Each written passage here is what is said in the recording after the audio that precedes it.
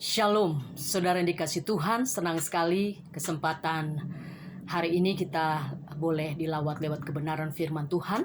Mari kita buka firman Tuhan yang terambil dari Yohanes 7 ayat yang ke-18. Dikatakan demikian, barang siapa berkata-kata dari dirinya sendiri, ia mencari hormat bagi dirinya sendiri. Tetapi barang siapa mencari hormat bagi Dia yang mengutusnya, ia benar dan tidak ada ketidakbenaran padanya.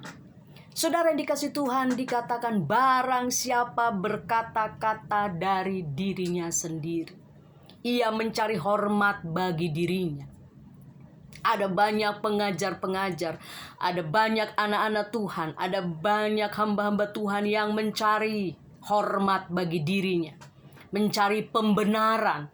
Bahkan masing-masing pengajar mempertahankan ajaran yang menurut mereka benar. Itu sebabnya saudara dikasih Tuhan, mari kita lebih dalam lagi membaca kebenaran firman Tuhan yang terambil dari Maleakhi 2 ayat yang ketiga. Dikatakan demikian, sesungguhnya aku akan mematahkan lenganmu dan akan melemparkan kotoran ke mukamu, yakni kotoran korban dari hari-hari rayamu, dan orang akan menyeret kamu ke kotoran itu.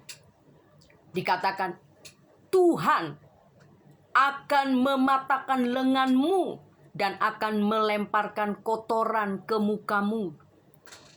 Ternyata perayaan-perayaan yang kita anggap bahwa perayaan itu menyenangkan hati Tuhan, ternyata bisa perayaan itu di mata Tuhan hanyalah kotoran, saudara.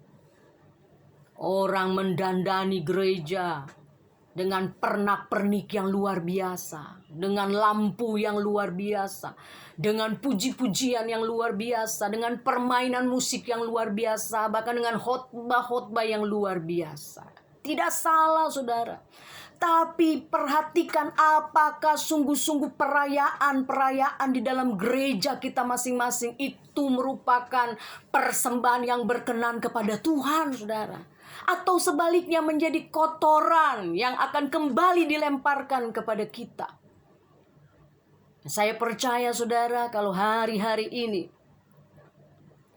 kita diminta untuk tetap beribadah di rumah. Itu ada maksud tujuan Tuhan atas setiap saudara dan saya, untuk kita mengoreksi hidup kita. Apakah perayaan-perayaan, apakah pelayanan-pelayanan kita sudah sungguh-sungguh menyenangkan hati Tuhan? Perhatikan, saudara, Habel mempersembahkan persembahan bagi Tuhan. Kain juga memberikan persembahan kepada Tuhan. Tapi persembahan Habel lah yang menyenangkan hati Tuhan. Jadi, saudara, tidak semua perayaan-perayaan yang ria-riu, yang luar biasa, saudara. Orang saling bersaing satu dengan yang lain, saling mempertahankan pengajarannya masing-masing, saudara. Sehingga banyak terjadi gesekan di mana-mana. Itu sebabnya mari, saudara, kita lebih dalam lagi membaca kebenaran firman Tuhan yang terambil dari 2 Petrus 2 ayat yang pertama. Dikatakan demikian, sebagaimana nabi-nabi palsu dahulu tampil di tengah-tengah umat Allah, demikian pula di antara kamu akan ada guru-guru palsu. Mereka akan memasukkan pengajaran-pengajaran sesat yang membinasakan. Bahkan mereka akan menyangkal penguasa yang telah menebus mereka. Dan dengan demikian segera mendatangkan kebinasaan atas diri mereka. Nabi-nabi palsu bukan baru hari-hari ini, saudara. Tapi dulu sudah juga tampil nabi-nabi palsu. Mereka tampil di tengah tengah-tengah umat Allah. Jadi kalau kita tidak hidup sungguh-sungguh di dalam kebenaran yang sesungguhnya, kita sulit untuk membedakan, saudara, antara pengajar yang benar, antara guru yang benar, antara pengajar palsu atau guru yang palsu, saudara. Itu sebabnya, saudara yang kasih Tuhan, mari isilah, bangunlah manusia yang sesungguhnya, yaitu roh kita, saudara.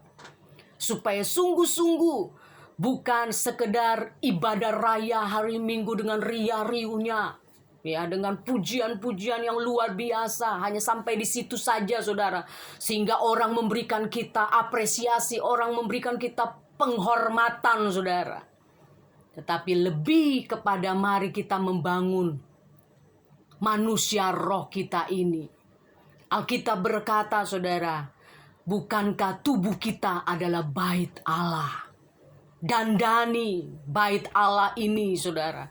Sehingga perayaan-perayaan kita, walaupun kita beribadah di rumah, jadikan perayaan-perayaan ibadah kita di rumah itu menjadi ibadah yang memuliakan dan menyenangkan hati Tuhan. Kalau kita baca ayat 8 di dalam Maliaki 2 ayat 8 dikatakan di situ, saudara. Tetapi kamu menyimpang dari jalan kamu, membuat banyak orang tergelincir dengan pengajaranmu. Ayat yang ke-9, tidak mengikuti jalan yang kutunjukkan, tetapi memandang bulu dalam pengajaranmu, saudara. Banyak orang yang bukan bertobat, tetapi banyak orang tergelincir. Kita menjadi batu sandungan.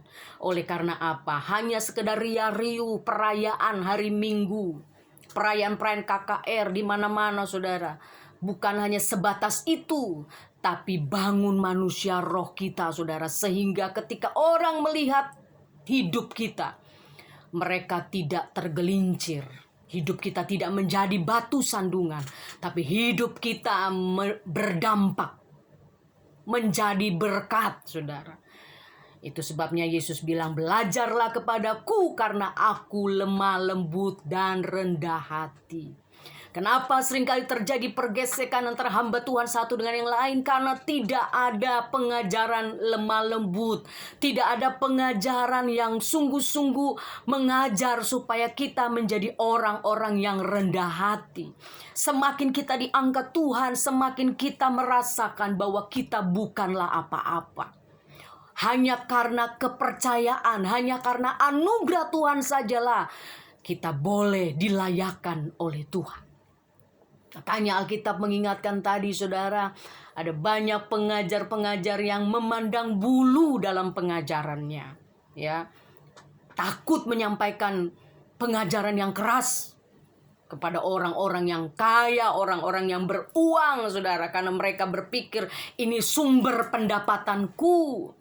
Tapi mari kita lebih hormat dan takut akan Tuhan, saudara. Ya, karena Alkitab tadi jelaskan dalam Yohanes 7 tadi ayat yang ke-18, barang siapa berkata-kata dari dirinya sendiri, ia mencari hormat bagi dirinya. Ya, jangan berkata-kata apa yang kita tahu, saudara, menurut kekuatan dan kemampuan kita.